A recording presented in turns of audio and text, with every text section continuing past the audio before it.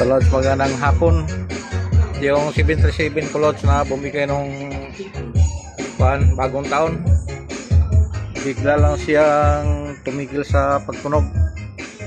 Kaya ang ginawa ko nung linggo mga Lods, binuksan ko, tinignan ko yung mga pisa, may mga kinalawang, linisan ko. Kala ko sa potentiometer lang niya, pinalitan ko yan lahat, bagong potentiometer. Ito, nag-order ako sa Lazada, sa Shopee. Ito, dami ito mga Lods sa loob nito. Puro to potentiometer, pati ito sa ilalim.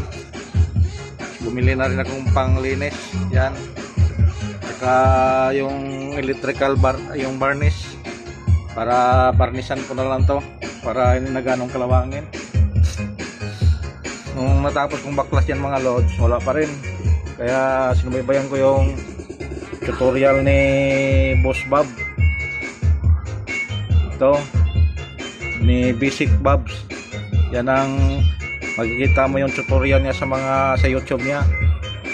Kaya tinignan ko, shout out pala kay Juan Basic Bob, na talagang matuto ka pag marunong ka lang makinig at saka tumingin sa mga ginagawa-gawa niya. Ito mga idol, tinanggal ko yan, itong wire na to. Ito ang pinaka output niya, input o output. Diyan ko pagtanggal, tinusok ko yan, umugong, mayroon siyang ugong, ibig sabihin may signal siyang pumapasok. Input pala to kasi output wala nang pumapasok, lalabas naman yun. Yung mga pisa niyang iba, kinalawang na, wala pa kasi akong panggastos na pamalit, kaya hindi ko muna pinalitan. Kasi ibig sabihin, buo yung amplifier na section, yung dalawa. Dami lang wire mga Lods. Ito, binaklas ko ito lahat. Inisa-isa kong tusok-tusok kamay ko hanggang saan lang yung niya, yung audio. Pero ngayon mga Lods, kaninang tanghali binuksan ko to ulit kasi wala pa kasi umpisa nung linggo. Ito, sinubukan ko dito banda sa niya, sa input, kasi dito tayo nag-inject input yan, hindi ko nagkamali. Tinusok-tusok ko sa kamay ko mga Lods, dito banda wala, nung dito banda mga Lods mayroong ugong. So ibig sabihin yung dalawang IC ang nagkakaroon ng problema. Hindi naman ako marunong yan ng magsukat-sukat yan kung anong voltahe yan pumapasok. Sinubukan ko na lang bilhan mga Lods, pinalitan ko, ayun, tumunog. Yun lang pala ang problema. Kaya nagpapasalamat din ako sa turo ni Basic Bob. So ako mga idol, hindi ako nag-aayos, lang, practice lang ko sa akin, sa sarili ko lang gamit.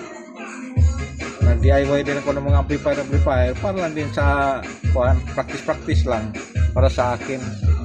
So ngayon hindi ko pa na ibalik. Ibalik ko pa yan mamaya mga Lods. Hindi rin tayo magkahataw mga Lods kasi magalit yung kapitbahay.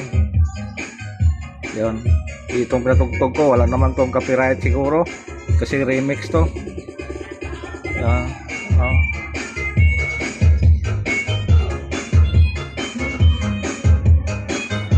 Baba pa lang ang Lods. Thanks for watching mga idol. Huwag kalimutang mag-subscribe. Yan mga idol. For more updates. Thank you. Bye-bye. Sana Basic Bob may matuturuan ka pang iba na gusto ring matuto katulad ko. Thank you sa mga tutorial mo. Kaling ako sa trabaho, yan ang pinanood ko kagad. Kasi medyo marami akong makuha dyan ng mga tutorial. Pero talagang kulang pa talaga ako sa mga kasi matakutin kasi ko. Nagawa na rin ako ng ng fish valve. Mayroon doon sa loob. Kasi nung una ito nasira, ubos tong ito. Ubos tong transistor. Ito mga pingas-pingas ng atong kinabit ko. Ubos. Okay naman. Napalitan ko. Ito.